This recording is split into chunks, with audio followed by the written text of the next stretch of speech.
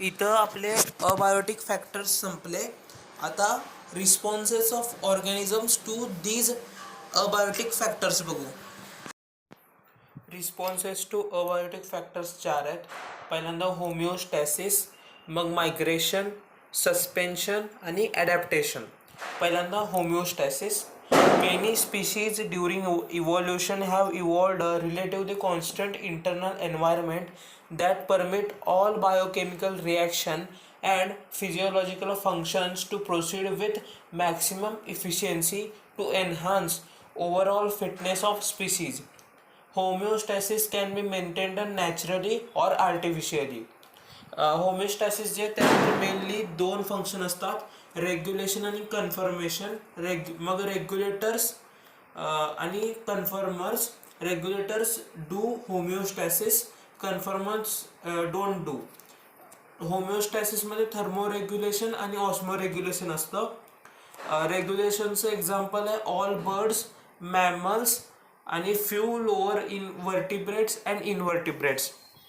कन्फर्मर्सचे example आहेत 99% of animals म्हणजे most of animals and nearly all plants.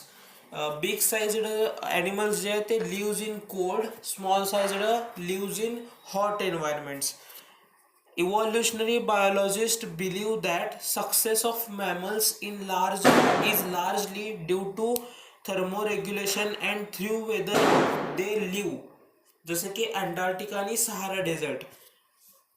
Human temperature, body temperature आहे ते 37°C आहे.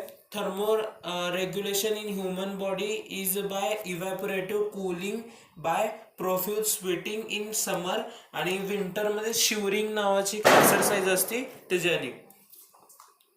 Regulation is better than conformation हे आपल्याला माहीत आहे. Then why majority are conformers. Majority का बरोबर कन्फर्मर्स आहेत?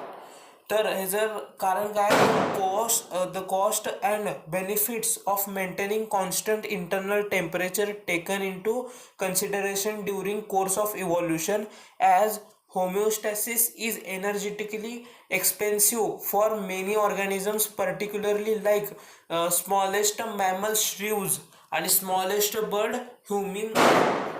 hummingbird. Some species show homeostasis up to certain limits. Beyond them, they are conformers. They are known as partial or limited regulators. हे homeostasis पहिलं response संपलं. दुसरा response आहे migration. Organism can move away temporarily from stressful habitat to more hospitable area and return when stressful period is over. Many animals and mostly birds do migration. ह्याचे example every winter Keoladeo national park भरतपूरमध्ये Rajasthan host thousands of migratory birds coming from extremely cold northern regions like Siberia. हे झालं. आता migration संपलं. तर suspension. Suspension is a stage of life cycle where an organism changes its developmental, physiological, structural and biochemical behaviour to pass unfavourable conditions. ह्याचे examples thick-walled spores formed in bacteria, fungi and lower plants like algae. Higher plants produce dormant seeds and other vegetative propagules. Bear goes in hibernation. Hibernation एक winter sleep है. Snails and fish undergoes estivation. Estivation is summer sleep. Zooplanktons from lakes and ponds undergoes diapause. Diapause पण एक सस्पेन्शनची stage आहे. चौथं response आहे adaptations.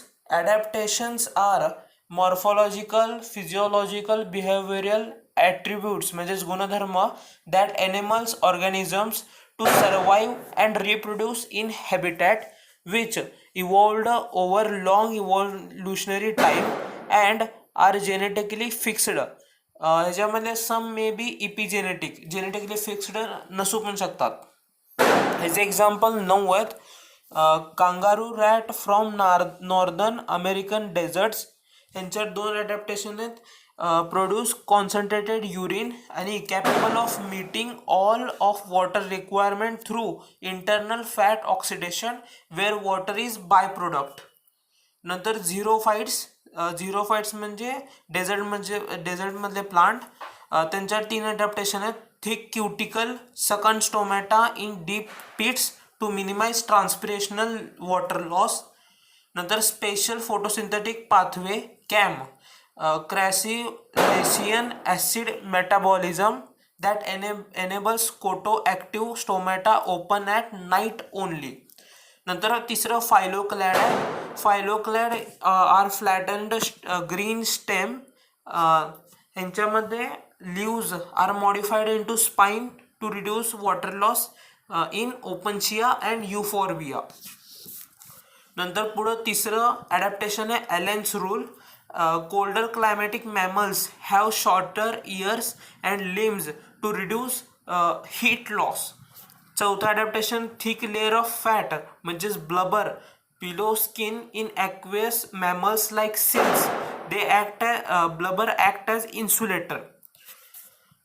नंतर पाचवं adaptation archaebacteria फ्लोरिशेस in hot springs and deep sea hydrothermal vents where temperature is greater than 100 degrees Celsius.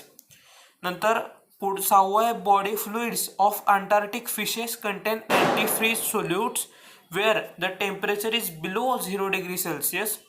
सातवं adaptation आहे many invertebrates and fishes evolved biochemically to survive where pressure is greater than 100 atm.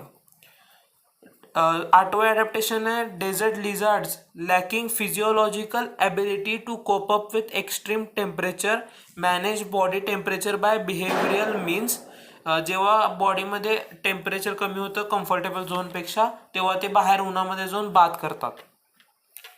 नंतर नववं last altitude sickness. Body doesn't get जेव्हा आपण high अल्टिट्यूडला जातो तेव्हा body doesn't get enough oxygen due to low pressure which causes nausea fatigue heart पाल्पिटेशन्स.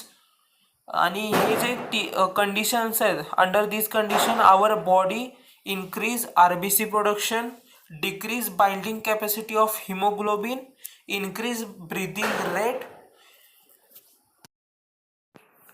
These physiological adaptations allow organism to respond quickly to stressful conditions. इथं responses to abiotic factors संपला. आता पुढं